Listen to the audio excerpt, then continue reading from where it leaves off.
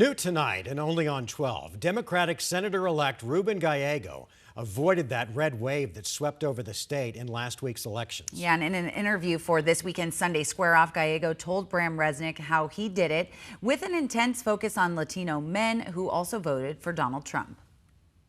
Arizona voters are notorious ticket splitters, so it's no surprise that Senator-elect Ruben Gallego, a Democrat, and President-elect Donald Trump, a Republican, both benefited from the same group of voters, Latino men. And it looks like both you and Donald Trump benefited from votes from Latino men. How do you explain that? As someone that grew up, working class, Latino men are worried about two things, economic security and family security.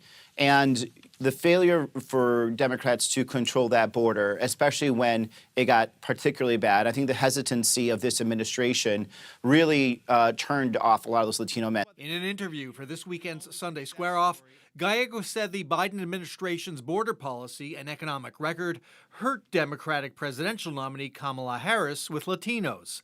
Yet Gallego outperformed Harris by more than 100,000 votes. We recognize that Latino voters were a swing voter from day one. You have to start talking to them early and often. You have to talk to them not necessarily just about immigration and the border, but you should also be talking about the future, right? Because the Latino community, much like every other community in Arizona, wants to have the American dream. They want to buy a home, or even younger people, they just want to be able to move out of their parents' house and go afford an apartment, right? Your next senator from the great state Gallego was declared the winner of the Senate race last Monday. His Republican opponent, Kari Lake, posted a video on X this week thanking her voters. But Lake never admitted defeat, just as she's refused to say that she lost the 2022 governor's race. Has Kari Lake called you to concede?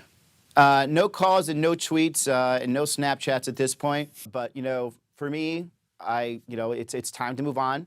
This election is over. It's time to focus on Arizonans and not past elections. And I don't need the phone call. Let's just move forward and let's make Arizona a better state. In Phoenix, Bram Resnick, 12 News. And Senator-elect Ruben Gallego also weighs in on Trump's controversial cabinet selections thus far and much more. You can watch the full interview on this weekend's Sunday Square Off at 8 a.m. Sunday on 12 News with Bram.